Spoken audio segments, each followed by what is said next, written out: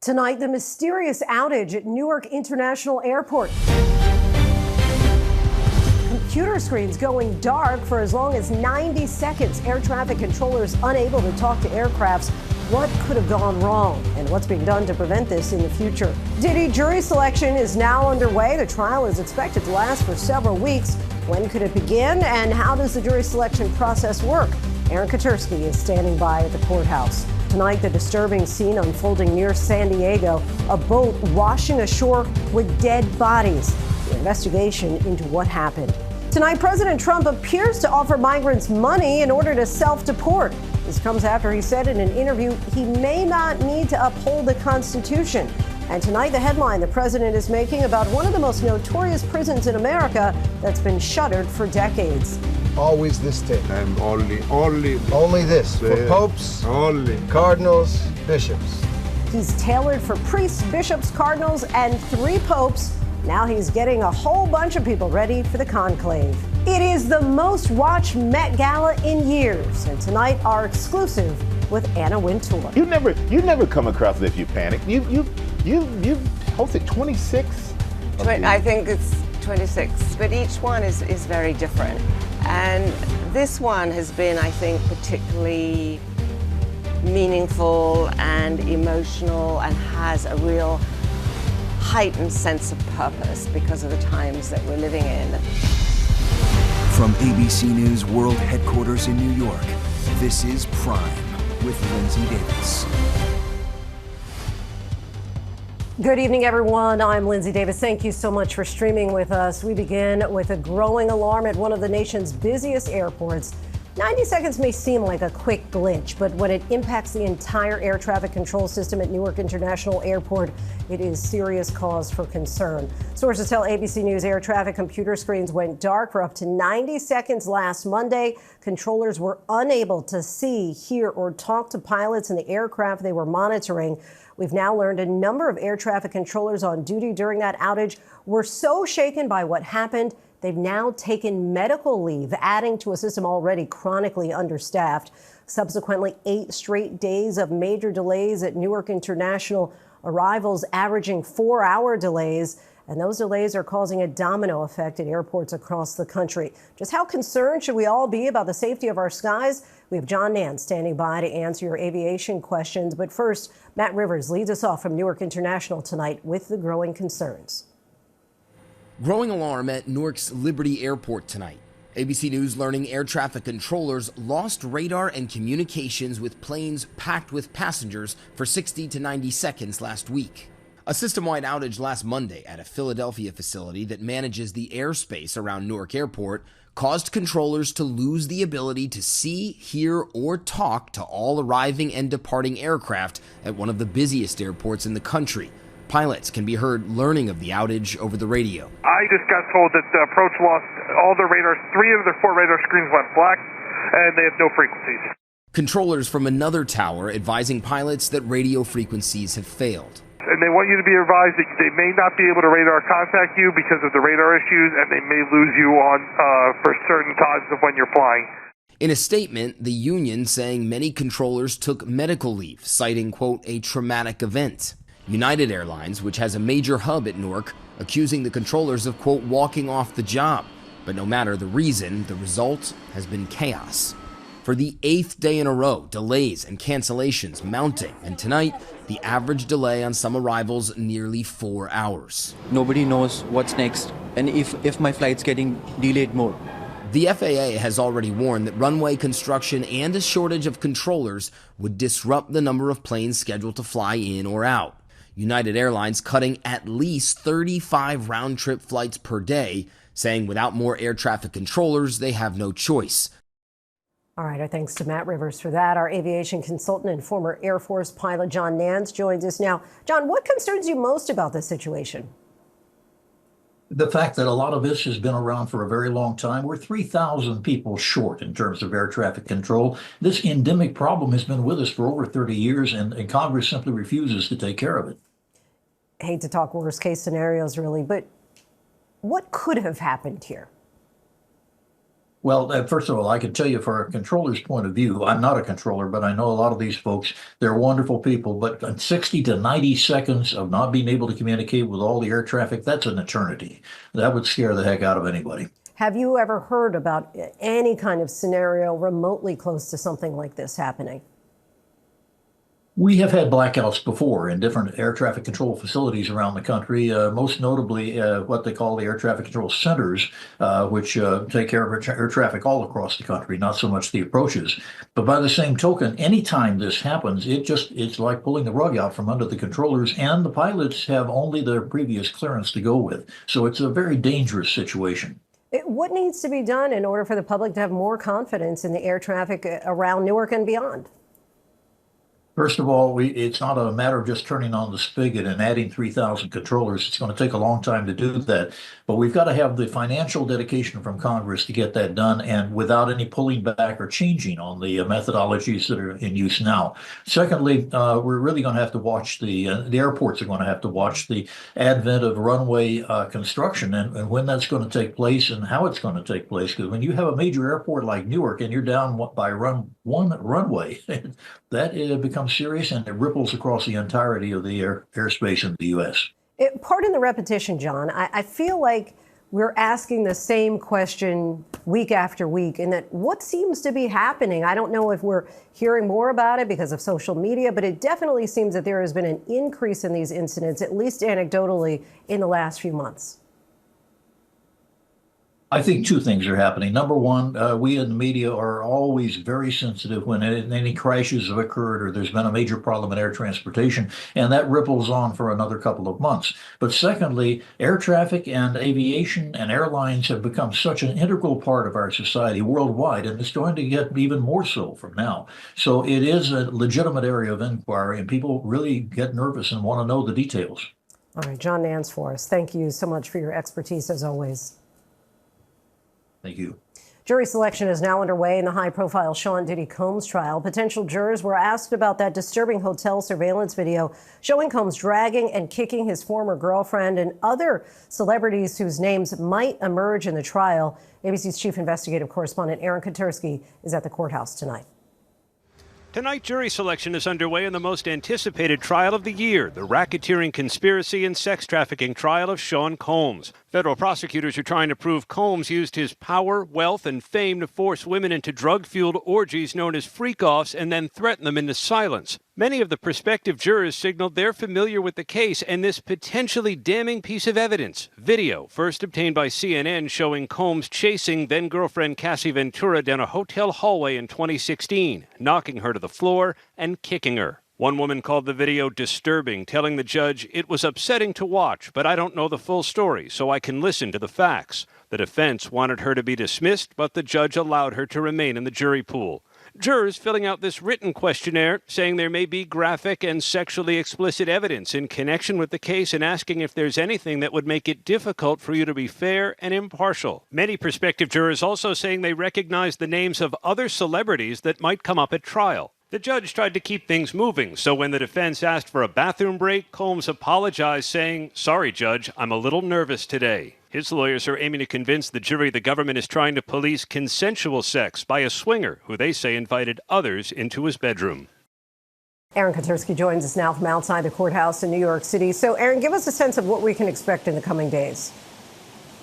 It's such an incredible cross-section of people that comes here. There's the teacher from the Bronx who said she watches old stuff like the Golden Girls on television, and then the high school wrestling coach from Westchester who says he's too busy with his 2 kids to have many hobbies. All of them are being asked questions that will determine whether they will sit in judgment of Sean Combs, one of the most prolific hip-hop artists of all time. Linsey, no juror has yet been seated, so jury selection will pick up right back here in the morning. Linsey? All right, we'll see how long it takes ultimately. Aaron Katersky for us. Thanks so much. To talk more about the jury selection process, let's bring in Dr. Eric Rudich, managing partner and senior litigation consultant at Blueprint Trial Consulting. Eric, thanks so much for joining us. How do attorneys on both sides prepare to choose a jury?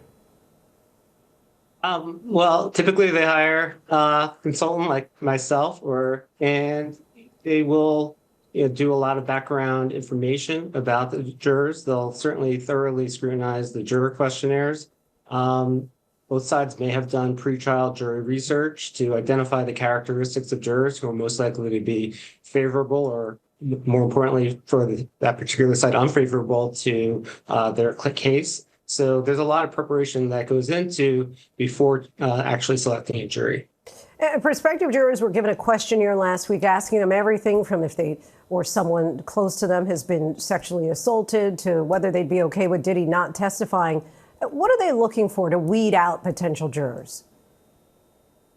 Well, both sides are looking for jurors who are going to be fair and impartial in this case. And there are a number of questions on that juror questionnaire that explicitly ask the jurors if they, based on their attitudes and experiences, if they can be fair and impartial. For example, there are questions pertaining to whether someone has been involved in sexual assault or has sexually assaulted someone. And the follow-up question is, can you be fair and impartial despite that or that experience? So, the judge and the attorneys are using that questionnaire to select a fair and impartial jury. And from that, they're going to more closely evaluate the jurors that are left to determine who are the jurors going to be least favorable to their case. With a case like this one, with someone so high profile, how may the defense have to handle things differently?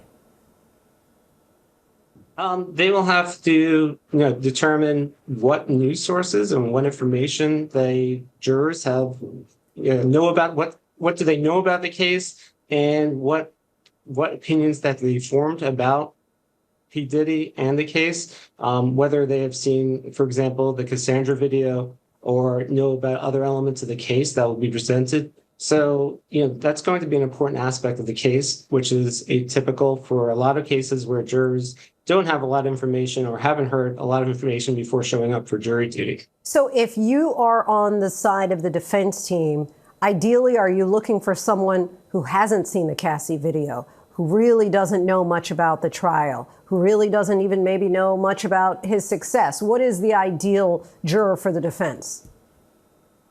Yeah, absolutely. Certainly having seen that video doesn't help, my opinion, Sean Combs's case.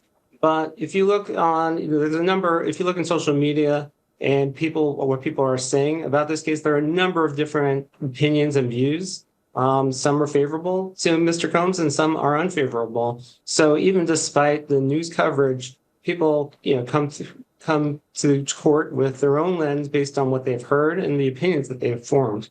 We've seen some jury selections go quickly, others take months, as you know. What do you think might happen in this case? Well, they expect jury selection to take 3 days, and in federal court, the judges typically move jury selection at a more quicker pace than in state courts. So, and the judge ultimately controls the pace of jury selection. And they're going to bring in jurors one at a time and question each juror individually. And I suspect that they will have 45 jurors within 3 days, and from there, they will select the jury. Eric Rudich, we thank you so much for your time. I appreciate it. All right, thank you. Tonight, we are tracking a tragedy off the coast of San Diego after a capsized boat washed ashore. 4 survivors were recovered, but 3 people are dead and many more missing. Authorities suspect human smuggling may be to blame. ABC Trevor Alt is on the scene for us. This is the moment a wave flipped a suspected human smuggling boat carrying at least 16 people off the California coast. The boat washing ashore around 6:30 this morning on Torrey Pines State Beach near San Diego. A frantic search for survivors now underway. We see a bunch of helicopters, Border Patrol, cops. Authorities say at least 3 people were killed, 4 more rushed to the hospital. First responders searching for at least 9 missing. We do have air resources that are sweeping lateral north and south of the beach. We do have lifeguards in the water on boats and jet skis. The 12-foot vessel is called a panga boat. It's designed for fishing, but commonly used by smugglers slipping people past the border. Right there, you can see the beginning of the border wall between the U.S. and Mexico. The Coast Guard telling our Matt Gutman in February they encounter about 350 migrants a month in these same waters off San Diego. The operators of the vessels have very little regard for their safety, for the safety of the individuals that are on board their vessels. Our thanks to Trevor Ault. Tonight, the Trump administration is offering migrants new incentives to self-deport. President Trump said that they can apply for a free flight to their home country and for $1,000 when they land, adding if they do not self-deport, they will never get a path to come back in. Here's ABC's chief White House correspondent, Mary Bruce.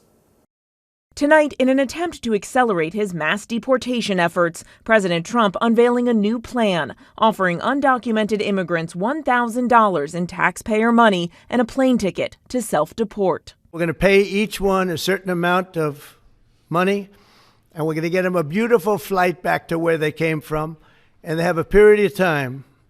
And if they make it, we're going to work with them so that maybe someday, with a little work, they can come back in if they're good people. The Trump administration says they've deported 150,000 people since January, far short of the pace needed to remove the tens of millions the president promised. Trump today blaming required immigration hearings for slowing down his plan. The courts have all of a sudden, out of nowhere, they said, maybe you have to have trials. We're going to have 5 million trials. Doesn't work. In a remarkable statement, the president refusing to say whether he believes he needs to uphold the Constitution and the right to due process. Don't you need to uphold the Constitution of the United States as president? I don't know. I have to respond by saying again, I have brilliant lawyers that work for me, and they are going to obviously follow what the Supreme Court said. Tonight, the administration insisting Trump's new self-deportation plan won't just jumpstart deportations, it will also save money, noting the average cost to arrest, detain, and remove an undocumented immigrant is more than $17,000. They say one person has already taken up their offer, booking a flight from Chicago to Honduras. And tonight, Trump, who has sent hundreds of undocumented migrants to a notorious prison in El Salvador without any due process, is now talking about reopening one of America's most infamous prisons, Alcatraz.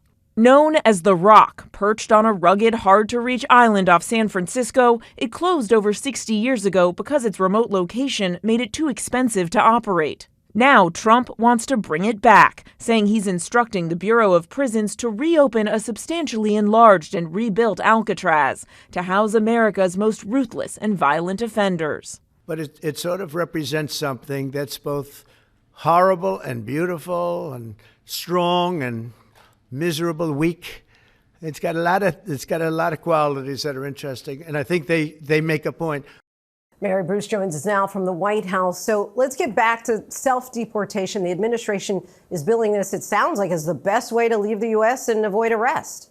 Yeah, that's exactly right. And touting this new plan, administration officials tonight are stressing that if undocumented immigrants don't leave on their own, that they will come after them and remove them. The president saying that if you don't self-deport, you will never get a path to get back in. Lindsay. All right, Mary Bruce from the White House for us. Thanks so much, Mary. Thank you. Tonight, Israel is approving plans to seize all of the Gaza Strip. That includes a major call-up of thousands of reserve troops and moving all Palestinians into southern Gaza. But what will that mean for the hostages Hamas still holds, including 5 Americans? Here's our chief foreign correspondent, Ian Pannell. Tonight, in a major escalation, Israel approving plans to seize control of the entire Gaza Strip, calling up tens of thousands of reservists and massive military mobilization. A senior Israeli official saying if no hostage and ceasefire deals reached by the time President Trump finishes his trip to the Middle East next week, a new offensive will begin. All civilians will be forced to move to southern Gaza, with scenes of desperation playing out right now. Israel also saying it'll deliver desperately needed food and medicine amid its punishing blockade of vital humanitarian aid, now more than 2 months in. Our team getting access inside Gaza's Nasser hospital. At just 4 months old, Siwa only weighs 5 pounds, less than half of what she should. If she can't get food soon, her doctor fears she'll die. Siwa is facing severe critical situation. And tonight, with Hamas still holding more than 50 hostages, including 5 Americans, growing concern this war could escalate further. Lindsay, this is a critical moment for Gaza, and the pressure is really on President Trump now to try and broker a deal and bring the hostages home. Lindsay. Very critical indeed, Ian. Thank you. At the Vatican tonight, final preparations are underway for the secret meeting, the conclave, where the cardinals will elect the next pope. ABC's chief international correspondent James Longman is asking the cardinals what's top of mind. With just under 48 hours until the first votes are cast, the most powerful men of the Catholic Church are focusing their minds and mostly keeping their silence. Eminence, hello. Buonasera. How was today's meeting? Hello, Eminence. How was today's meeting? It's the daily dance of the cardinals and the journalists, but the countdown is on. But the Archbishop of Jakarta, Indonesia, did stop to offer a clue. He's one of the 133 cardinals who will choose the next pope. What kind of leader would you like? Many cardinals mention Pope Francis. I think that is an indication. Why? His style or his faith, his doctrine? His simplicity. And today we got a closer look at the outfit the new pope will be wearing. The vestments for the next pope. From tailor to the Pope, Ranieri Mancinelli. Nonna Altezza. We've made a small, medium and large, he says, for the waist, but not the height. 33 buttons, each one for every year that Christ lived. But the tailor has made only one zucchetto, the Pope's famous white cap. Lindsay, tomorrow the cardinals will move into the Santa Marta residence and out of the world's gaze. On Wednesday, they will take their oath of secrecy and conclave will begin. Lindsay? James, thank you. And we'll be there in Vatican City to cover the conclave starting tomorrow night. You can stream all of our conclave coverage on ABC News Live. And we'll, of course, have a special edition of Prime from Italy tomorrow night at 7 p.m. Secretary of Defense Pete Hegseth is ordering deep cuts to military leadership. In a signed memo released today, he called for a 20% reduction of four-star general officers and a similar reduction of top positions in the National Guard. These cuts, he says, are to streamline the armed forces. Hegseth has already fired a number of generals, including the chairman of the Joint Chiefs of Staff. The Trump administration unveiled new steps to target federal funding to Harvard University, announcing Monday that it's cutting off all new federal research grants. The move is estimated to impact more than $1 billion a year in funding. The Trump administration has also threatened to revoke the university's tax-exempt status if it does not submit to a long list of demands, including eliminating diversity, equity, and inclusion programs and banning masks at campus protests. Tonight, we're tracking flood watches and severe thunderstorms across more than a dozen states. More than 40 million people are on alert for heavy rain, hail, and damaging winds from New Mexico to Florida to the Northeast. There's also a major flash flood threat tomorrow in Louisiana and the Deep South, with eastern Texas bracing for another round of severe storms. Still ahead, caught on camera, a multi-million-dollar Lamborghini yacht sinking off Miami Beach. We'll tell you how this ended up happening.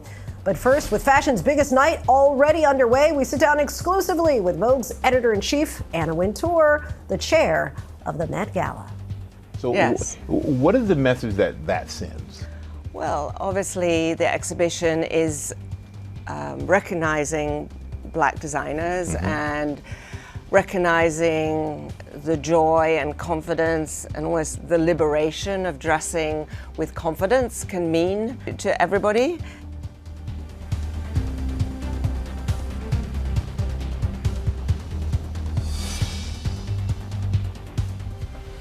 Next, one-on-one with Anna Wintour. We've seen the high-profile arrivals all night at the Met Gala, and Michael Strahan got a chance to sit down with the 26-time Met Gala host and Vogue's editor-in-chief, who's giving us all the tea, all the details on what to expect from fashion's biggest night out. The Met Gala, fashion's biggest night, where entertainment meets avant-garde. Helmed by the editor-in-chief of Vogue, Anna Wintour. Well, the first Monday of May is upon us. So what are the final days and hours like leading up to the Met Ball, the Met Gala, which you've hosted numerous times? Well, the final hours, really, there's not much, the train has left the station. There's not much more one can do except panic, which I do in spades. You never come across as if you panic. You've hosted 26? I think it's 26, but each one is very different. And this one has been, I think, particularly meaningful and emotional and has a real heightened sense of purpose because of the times that we're living in. It's significant. I mean, it really is significant. And this one is called Superfine Tailoring Black Style. Yes. And it's the first time all 4 co-chairs and also honorary chair are all black men. Yes. So what is the message that sends? Well, obviously the exhibition is recognizing black designers and recognizing the joy and confidence and almost the liberation of dressing with confidence can mean to everybody. So it felt very right to me to invite my wonderful, wonderful co-chairs to be part of the night. And Pharrell and Coleman and Lewis and Rocky, they've all been on the phone, they've been up to see the exhibition. They want to represent being co-chairs for this exhibition to the fullest. And I can see why they care so much. It's a big honor to be asked to be a part of this. And I think what you're doing culturally, it means a lot to someone like me. I'm very happy to hear And I that. think for generations to come. But what role does race play in fashion today? And how has it changed since you started? Well, I think obviously there's always more work to be done, Michael, and it's very aware that the black fashion community needs to be supported as much as possible. But what I'm hoping that this exhibition will do is really put a light on the talent of all these arbiters of style and look at their traditions and their history and their culture. But most importantly to me, in a way, is when I look at the show, I see freedom, I see liberation, I see hope, I see respect, and I see joy. Embodying that joy, this year's honorary chair, LeBron James, and event co-chairs, actor Coleman Domingo, Formula One driver Lewis Hamilton, rapper A$AP Rocky, along with musician and creative director Pharrell Williams, each showcasing their personal style on the cover of Vogue's Met issue. Pharrell is the painting, Lewis was not a hair out of place with Lewis. That was perfection. Yes. And then, Coleman wanted to dress, and then, well, Rocky, lucky he was just having so much fun. I think they finished that shoot around 5, 6 in the morning. He's probably still there. What made them the right ones for this role? Well, I think their values. Obviously, I know well Pharrell, and I know well Lewis, and I've had the privilege of knowing Coleman through this process, and have been so impressed with his interest in black culture, his belief that he can help make a difference. And obviously Rocky is one of the best dressed people you've ever met in your life, as well as being so fun and so talented and so enthusiastic about this project. And well, LeBron, I'm talking to you about LeBron. LeBron's LeBron, right? Yes. And I can't think of this moment without thinking about your friend and collaborator, Andre Leon Andre, Cowan. yes. Yeah. Well, I wrote my editor's letter about him. He has some wonderful costumes that are in the exhibition, and there's this amazing suit and picture of him sort of striding down the street that we... So some of the things that he's worn, one of the costumes... and one of the big capes, he liked to cape, Andre, he liked to be noticed. The one, missing factor in this whole event is the fact that Andre's not here and that he's not with us. Yeah. He called it the Super Bowl of social fashion events. Why do you think this has become such a huge event? Well, it has been a process. When I was invited to become part of it many, many years ago, it was, relatively small, under the radar. You have to kind of put a little, I'd love you to come if you can kind of thing, and it's grown over the years. Do you have a special moment or outfit or look over the years? No. I mean, outfits are great, costumes are great, seeing all these people are amazing. But my work is really about raising the money, the much needed funds for the Costume Institute. So that is what drives me. And that is what makes me feel I'm doing a good job. The dress code for this year is tailored for you. Yes. What does that mean to you? Well, we always try and honor the theme of the exhibition, and because the exhibition is really about men's tailoring, men's costumes, we felt that Tailoring for You was a nod to the title of the exhibition, the content of the exhibition, the theme of the exhibition, but also left, hopefully, room for self-expression and individuality. But what advice would you give someone about having style that is tailored for them? Well, it's a great suit, it's a great coat, it is fitted. In the end, it's about dressing for yourself. It's knowing who you are and what's going to work for you. Is there anyone you're excited to see on the carpet? Yeah, but I can't possibly tell you who that is. You can't tell me? No. All right, well, no, we keep our guest list locked under key. Well, after this interview, you I'll can tell you. You can whisper in my ear. Coming up, the urgent manhunt in Seattle after an inmate managed to escape custody at SeaTac Airport. But first, are you flourishing? What a recent study says about Americans' health, happiness, and purpose in comparison to other countries. We take a look by the numbers.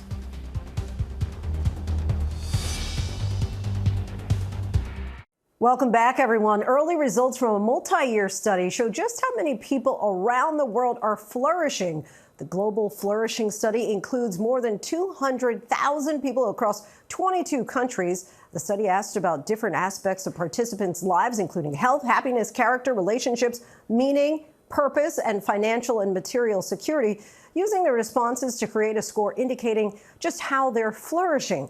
Let's take a look at the early returns by the numbers. Indonesia reported the highest mean flourishing score of 8.10. In contrast, Japan had a mean score of 5.89, which was the lowest of the group. The U.S. came in with a mean score of 7.11, which placed it toward the middle. The study particularly highlighted how scores differed according to age, saying that scores on average were flat until increasing at 50 years old. The United States specifically had the largest gap between younger and older scores. Those aged 60 to 69 had a mean score of 1.32 points higher than those aged 18 to 29 there. The study also noted that people attending religious services more than once a week had a mean score of 7.67, with average scores increasing in line with higher attendance. We should note that these results are from a multi-year study that is still in progress. Data will be collected annually until 2027. And still ahead, Lady Gaga rocked Rio de Janeiro as more than 2 million fans gathered to watch her perform. 2 suspects were arrested for allegedly planning an attack at the concert. Also next, we sit down with London-based singer-songwriter Matt Maltese, now releasing his 6th studio album.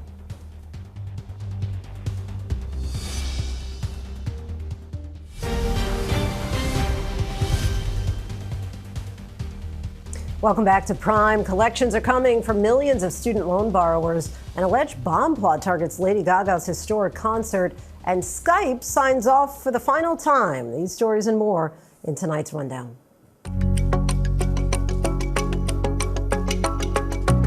The Trump administration is now collecting on defaulted student loans after a 5-year delay. At least 5 million borrowers are now in default. Another 4 million are at risk. The government can start collecting from your tax refund, Social Security benefits, even your paycheck. If loans are not repaid, it could seriously affect your credit score.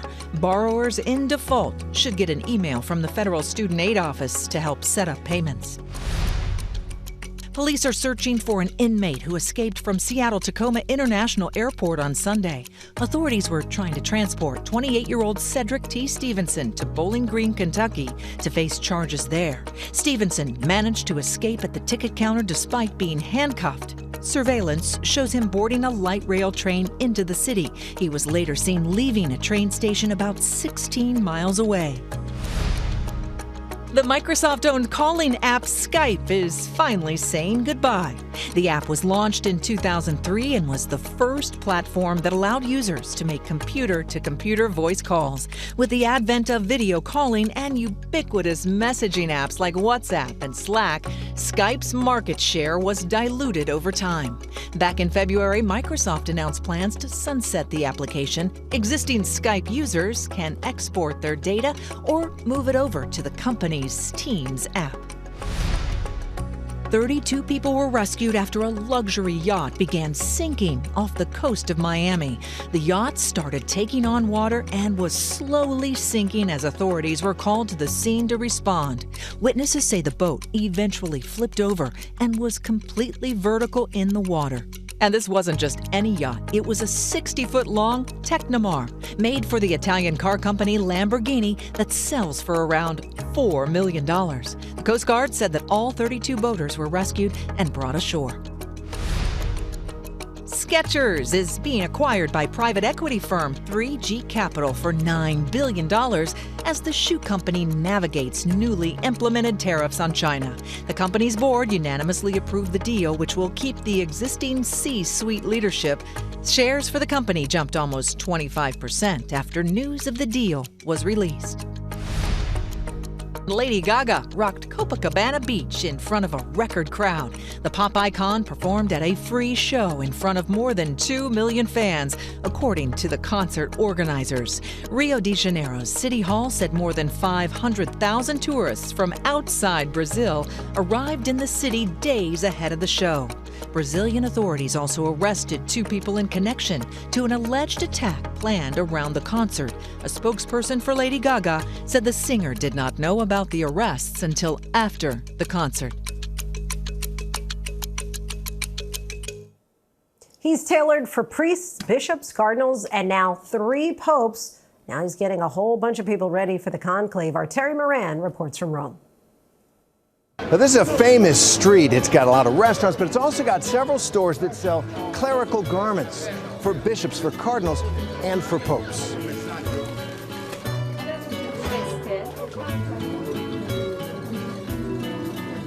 It's almost like a museum in here. This store, Mancinelli is the name. They've outfitted several popes. Here's Pope St. John Paul II. Here's Pope Benedict. And most recently, Pope Francis. What was Francis like as a customer? Con me era molto sorridente, vede, io faccio le fotografie. Molto cordiale, molto solare, splendido. Poi probabilmente era un po' duretto, però pratico. He was simple in some ways in his tastes, yes?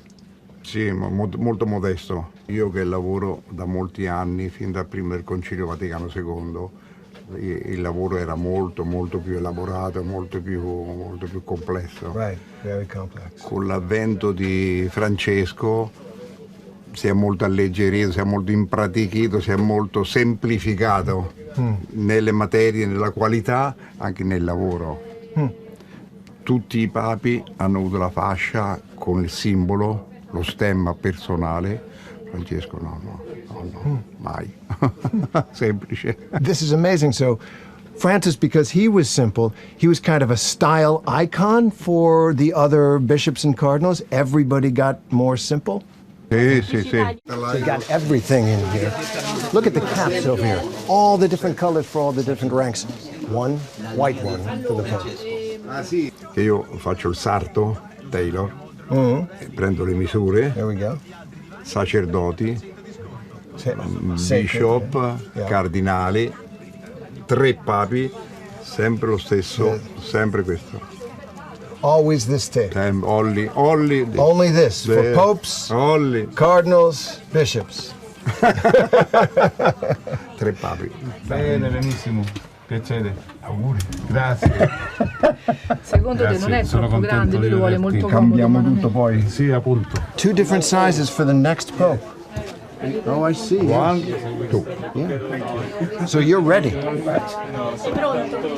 Yes. Settimana prossima, sottana bianca. The white cassock. Preparare. This is for the next pope. Sì. Yeah. Sì. a pensare qualcosa, ma se fosse un amico mio io... Could be a friend. Could be a friend, yeah. You never know. You never know. Another customer. We'll soon see what he'll be wearing in perhaps just a few days from now. Our thanks to Terry Moran for that. A man crashed his vehicle through the gates of actress Jennifer Aniston's Los Angeles home. Sources close to the investigation tell ABC that the Friends star was home at the time. Their security pulled the driver out of the vehicle and detained him. It's unclear if the incident was an accident. The suspect is now in the custody of the LAPD and will be booked for felony vandalism for the damage he caused. Known for his tender piano harmonies and quintessentially British wit, London-based singer-songwriter Matt Maltese has established himself as one of the UK's finest young songwriters. He's now releasing his 6th studio album, Hers, on May 16th and gearing up to his tour starting in September titled Tour for You My Whole Life. Let's take a listen to his track, Always Some MF. In past lives, I've worn his chains, helplessly, carnally. And joining us now is singer-songwriter Matt Maltese. Matt, thank you so much for joining us today. Thank you for having me. Okay, so this is really about a long-term relationship that you had. Yes. What made this the time to revisit it? I suppose because it was quite recent, and it was probably the first sort of genuinely long-term relationship of my 20s where I wasn't like a hectic young person. And yeah, I suppose my job is basically just digging my emotional life up. And yeah, so it felt natural. And does she know that she was the inspiration? Yes. What was her reaction? Yeah, I don't know. I think generally pretty touched, I think. I think I'm always conscious that you're sort of telling someone's story without them being a part of the story too much. And I think the title was a bit of a dedication and just a reminder that it's not just me. And so, yeah, time will tell, I guess, yeah. Because I feel like even if we had broken up and then you wrote a whole album about me, I would get back together with you. That's so sweet. Yeah, we'll see, won't we? Yeah. But you have said before with regard to music that the job is not to be the coolest guy. The job is to be the most vulnerable. I think so. So how do you go about that? Because a lot of times you want to have this, machismo, and you're really shedding it. You know, I'm used to not being the most masculine guy in the room. And I think I feel confident now, even more in my late 20s, like leaning into that, being kind of a sensitive person, for use of a better term. And this album is entirely self-produced. What's it like to not only be singer-songwriter, but then add producer into that mix? It's a lot. I sort of underestimated the task, I think, at the beginning, but looking back on it now, I'm so glad I did it that way. I sort of made it exactly how I wanted to make it. But I wouldn't recommend it. I think it makes for an incredibly intensive experience when I think if you're already writing the music and recording it, having that sort of second pair of ears is a really useful thing. But would I have done it differently? Also, probably not. So I'm on the fence. But maybe on the next album. On the next one, I'm going to take a break. Okay. Yeah. But you do write for other people. You lend your songwriting skills for other people who are on the label. What is that like for someone who actually sings themselves to give away kind of their intimate writings? I really enjoy it. I think songwriting as a craft is something I'm really interested in. And so to have the opportunity to do that every day and have it not have to be about me the whole time. And I like the spotlight a bit, but I'm also really happy to be out of the spotlight. And yeah, the reality is that my sort of job as an artist is quite an isolated experience. And when I'm able to collaborate with other artists and write music for them, it's very joyful and collaborative, and you get to just be around amazing talent. Who are some of the people who've inspired you? I'd say Leonard Cohen is probably one of the biggest influences for me. He changed my life a lot at 18. The kind of the American songbook when I was growing up, and sort of like dry, funny British men, often like Jarvis Cocker, and anyone who was happy to make a joke in a sad song. I was incredibly into it, Well, it's working for you very well. Matt, thank you so much for coming on the show. Really appreciate it. You can listen to Hers starting next Friday. May 16th. Finally, tonight, the medical team that didn't just save the patient, they saved the day. Ella Walker loves to play soccer. The 18-year-old was looking forward to all the excitement that spring of senior year brings, especially going to prom, when she had an accident on a trampoline. She immediately underwent back surgery to repair her injured spine with rods and screws. The surgery was a success. Recovery requires wearing a back brace 24/7. Her dreams of senior prom were dashed. Everyone wants to look the most beautiful that they can. But with this brace, it's hard for me to feel beautiful. But her care team at Memorial Hermann Hospital understood the assignment. You ready to go to prom? And brought the prom to her.